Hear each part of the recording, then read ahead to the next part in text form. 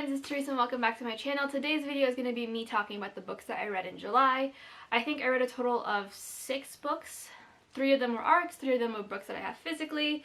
This was a very kind of like wild roller coaster of a month with some new favorites, some middle of the road, some great disappointment, and a DNF for now. A DNF for now. So let's just kind of jump right into the video. So I'm going to start off with my DNF.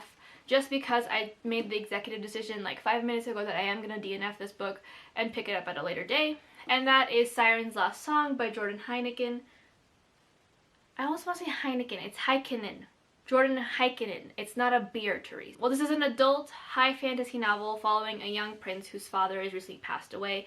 And with that passing and the fact that they hid his illness for so long, there is no news of an heir or whatever leaving this kingdom basically up for grabs. And starting a war that hasn't been an issue for about a few decades, if not a couple centuries. I had to DNF this book. I started reading this book on the way home from Oakland. And I don't know, like I don't have any problems with this book so far. I think I got about like maybe not even 100 pages into the book per se. I just was not vibing with it at the current moment. I tried really hard to get into it. I didn't feel bad about not reading it. So I feel like I just have to set this book down and pick it up at a later time. Not that I hated it or anything, or there was anything like glaringly painful about this book. I literally was like maybe 50 pages into it and was just like, you know what, the brain does not have the bandwidth right now. And it would do a disservice if I read the book without the bandwidth.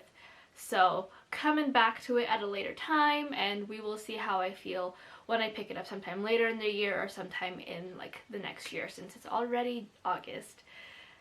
The next physical book that I read during July was Nocturna by Maya Montaigne. This is a YA high fantasy following a faceless thief who is now forced to kill the king or the prince. And the prince in question is Prince Alfie or Alfair, who has come back from like a year-long trip after the murder of his brother. Now, not really being ready to take on the throne, he's desperately trying to find a way, and desperately missing his brother. He's desperately trying to find a way to bring his brother back to life, regardless of what kind of what kind of magic he ends up using, good or bad. I ended up giving this book a 4. I really liked the world building, the history behind the world and the magic, and their ability to use magic, as well as I kind of like that colonial subtext within the context of this book. I love the twists and turns and the ending. I was so shook about the ending and I just was not prepared for it in the slightest, and it was just a big surprise all around. The only reason that I gave this a 5, not really that it's one of them kind of took me out of the book quite often. The other one not so much. It is a bit reminiscent of A Darker Shade of Magic. This part didn't really take me out, where we have like a thief who isn't really known for being caught, and then a prince / magical human, and they're stuck on this ragtag team trying to figure out this like insidious almost plot. In that sense, and kind of the trajectory of the plot was very reminiscent of A Darker Shade of Magic, but I think that considering the harsh differences between the culture and the world building, it wasn't too much of like a, oh, this is like a direct, like not direct copy, but more of like a very obvious inspiration of it. I think it's just the character dynamics that are just very, very similar to Darker Shade of Magic. The one thing that did take me out though was some of the dialogue. Now, I love me when characters have their own, like when the world has their own cuss words, has their own, like, ways of, like, getting around the fact that it's a YA book and you can only say so many cuss words. But my biggest issue with this one was that it was, like, every 5 or so paragraphs. Finn is the thief, and she has, like, she says maldito a lot. She'll be like, I need you to get your maldito book, your maldito blah, blah, blah, blah. And after a while, like, after probably, like, the first few chapters, it got old. It would show up like maybe twice every other page. It would show up in her dialogue, in her thought processes, and at some point I was like, I get it. This is the word that she likes to use to curse. It's her favorite word. I understand it. I have my own, but I just needed to get off the page for like 2 seconds. And that just really took me out, and I was just like, And it just, like, it really did kind of mess with my enjoyment, because I was just like, I hate it when, like, what is it? Like, I hated it when Sarah J. Maas would say like running every 5 minutes to like replace fucking, and then I hated it when like Finn would say maldito every like other paragraph. whatever she got frustrated. Now it's just like, I get it, it's a cuss word. I get it, it's just how she talks, but it's on page and it doesn't translate the same way when you're speaking verbally, I don't think. So it's just like, ugh. But I really enjoyed it. I will be picking up with the series, continuing on, I think, with the duology, I want to say is what it is. It could also be a trilogy. I don't know anymore. I can't keep track. Every time I think a book's going to be a standalone, it pops up with a sequel. Every time I think it's going to be just a duology or a trilogy, 2 more books are announced. So it's just like, I don't know what's going on.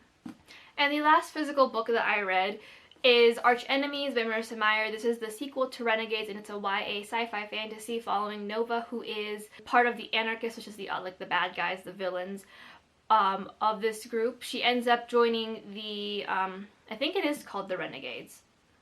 Yeah, she ends up joining the Renegades, which is like the offshoot of the good guys, and they're like little kids, and joins them to infiltrate the Renegades and find this special helmet that'll help bring back the Anarchists to their full glory. Adrian is the son of a well-known renegade who ended up dying and is now the adopted son of the most well-known leaders of this organization, and they are put in a team together and things ensue. I ended up giving this a 4.5 out of 5 stars. I really enjoyed this book. It set everything up for the 3rd book beautifully. I think that the character dynamics are becoming more and more tense, and we're seeing romances bloom, we're seeing friendships start to disintegrate a little bit, and we're seeing literally people start to question their own alliances to their organizations. I really enjoy this book. My biggest issue with it is that it does suffer from a little bit of sequel syndrome, where in the sense that most of the book is just setting up for the 3rd act, the final act, the climactic finish, and then that is it, and it'll continue on to the 3rd book, and that's how things will wrap up. But I didn't think that this was such a terrible setup book. It does still set things up. It does still take a minute, but I don't think the setup was so slow and so uneventful that I hated the book and I wanted it to be done with it. So I really enjoyed it. I will be picking up Supernova in the near future. I just have to finish up this vlog that I haven't started yet. So I'll be starting that while I cook today. I'm just going to start off with my biggest disappointment of the year because I will get heated and I don't want to end the video on a poo-poo note. That is Youngblood by Sasha Laurens. I did this is part of the 3 arcs that I read, or the 4 arcs that I read or planned to read during my 24-hour readathon, so I will leave that link down below for y'all to watch and check out and see my utter disappointment as I spiral from hopeful and really interested to just downright I also did a full spoiler-filled review of this book, I think a couple weeks ago, so I will leave that link down below as well for y'all. This is a YA, I guess, urban fantasy following Kat, who is trying to get into a prestigious school built only for vampires, as she has thus only lived with humans so far and feels like she's missing out on not having any vampire friends. Taylor also happens to be going to this school, and she is the only out lesbian at the school, which is rough considering the vampires are apparently all very conservative with their views. And you know, no lesbos, just straight people, And these two are paired in a dorm together, and it is then revealed that they were once like little childhood friends, but something happened during this time period that made things a little difficult for them, and now they're roomed together and they hate each other. I've said this a few times now, super excited for this book. I love this book. I wanted to love this book. It was boarding school, it had friends to enemies to friends to lovers, it's sapphic as fuck, but it all fell very, very flat. I will leave my review link down below for y'all so you can just see exactly how flat it fell. I gave it a 1 star. I wish I was capable of giving it negative stars on Goodreads and Storygraph, but that's not the case. So I'm not going to talk about it because I will just get heated, and this wrap up will drag even longer when I already have a 20-minute video on this book. So just keep going. The next book that I read is This May End Badly by Samantha Markham. Yes, Samantha Markham. This is a YA kind of rom-com-y coming of age book following young Doe as she is entering her senior year of high school. She has, throughout these past 4 years, she has been in a huge pranking war with the other school, who is an all-boys boarding school. He's like the leader, I believe, yeah. And now it is his senior year, and she kind of is not only running out of ideas, but doesn't want to face like the inevitable truth of like things changing and people moving and all that fun stuff. So in order to really get back at her like rival, and to get at him, she ends up dating, I believe, his cousin, and or fake dating his cousin. They both come to an agreement to get under his skin and get revenge on 4 as well. And you know, things ensue. I ended up giving this a 3 out of 5 stars. I really enjoyed this book. I thought it was super fun and lighthearted and just what I needed to kind of like get myself back in a really like relaxed reading mood.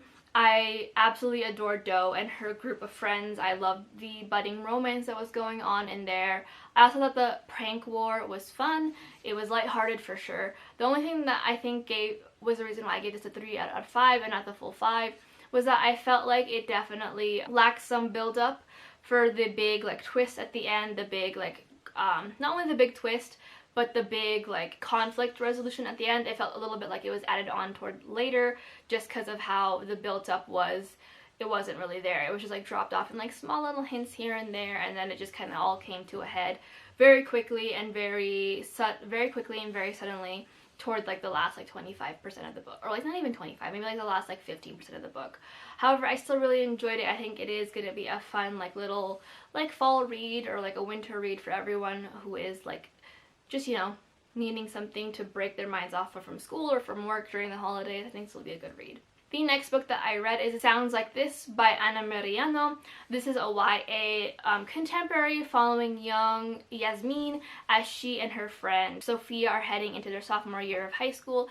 Yasmin wants to become the flute section leader, which is Sophia's current position, but after some weird events that she is at fault for, she ends up transferring to a tuba. And during this time, she ends up finding out that, like, you know, maybe she needs to get new friends, and as well as figuring out her sexuality and her place with her family. I gave this a 3 out of 5 stars. I really enjoyed it. It was definitely not, I am not the target audience for this. This is a very young YA book. However, it did trigger me with all the band drama and the band frightening things, you know, things that occur in the band. All the drama. So much drama. Too much drama. But I do think it is a very cute coming of age, and we do get to see Yasmin figure out for herself that she needs, that friendships have to change and evolve, as well as that your position in family has to change and evolve. The only thing that really dinged me on this, and was why I ended up knocking it a full 2 stars down, was that I felt like Yasmin just didn't grow a ton as a character. There was growth in small places, like in terms of her relationship to Sophia, her relationship to her nibbling, her relationship to her parents. There were all little bits of growth there, but I think overall as a person, I didn't hear Sophia's voice change or come to a different understanding of things. And it just kind of like, I know she's like 15, 16, and it just felt like there could have been a little bit more of a shift in her way of thinking outside of these like little small circles that she just created for herself as the book continued. But I really enjoyed it. I think it's going to be a cute coming of age, definitely something for a younger audience. I would say if you're shopping for like a younger sister who's entering her freshman year of high school, or like is in like the throes of friendship drama, I think this will be a great book for them. But if you're like me, who's a 26-year-old, probably not the book for you. Unless you want to relive band like I did and then re-traumatize yourself with all the concepts that are drilled into you as a band kid. Then you can enjoy it and you'll have fun. But not outside of that. And the last book that I read, and was actually a big surprise for me, was Hotel Magnifique by Emily J. Taylor. This is a YA high fantasy following young Janny as she and her sister are trying to find a new life for themselves. They end up applying and auditioning for Hotel Magnifique, which is a very well-known hotel that disappears and reappears in different new places at midnight every day. And people who go to this hotel and stay at this hotel only have about 2 weeks, and then when they leave they have no memory, none, of this hotel, only the fact that they had a ton of fun while they were there. And when her sister gets accepted to be a singer, she ends up sneaking on board to, like, the handmaids, the maids of the area, just to keep an eye on things, and ends up finding out there's more insidious things in this hotel than she expected. I give this a 4 out of 5 stars. Definitely a surprise for me of the year. If you guys have been following me this past like year and a half, YA like arcs, high fantasy arcs that are coming that I've received these past couple years have just been major disappointments for me. This was a very nice surprise. It gave me Night Circus, it gave me Studio Ghibli, some Harry Potter-esque in the sense that this school, this like hotel is ever changing for its students. It's a very autonomous almost being. The only reason why I gave it a 4 out of 5 was that I felt like the relationship was just not there. There wasn't a ton of like tension, there wasn't a ton of like attraction. It just felt like they just like fell in love because they saw each other for like 40 hours out of the day, maybe even the entire 24 hours. So it felt like it was just that, but I really did enjoy the character dynamics outside of that. I felt like they were all very interesting and their motivations were all just so wild and different from each other. I also love the magic world and the building, and just it was just a fun time. I think it was a very fun and easy read. I will say that the main character, there's not a lot of thoughts in that little head of hers. The sharpener did not sharpen that crayon very well. It broke off a little bit. She reminded me a bit of Chihiro in the beginning of Spirited Away, where all she could really do was get in trouble and get everyone else in trouble. But sadly for Janny, she just didn't know when to stop. She just kind of was like, okay, I got in trouble, time to get back into it, and then regardless of whether or not it hurt her or her sister or some random person in this area, there were just a lot of things that I was like, okay, that's fine. But I really did enjoy this book, and it is a standalone, which is a surprise, but I really enjoyed it and I would recommend it to y'all. It should be out by now too, so yeah. But that is it for my July wrap up. If you guys enjoy this, let me know in the comments. If you guys have read any of these books, let me know as well. Yeah, but I hope you guys are having a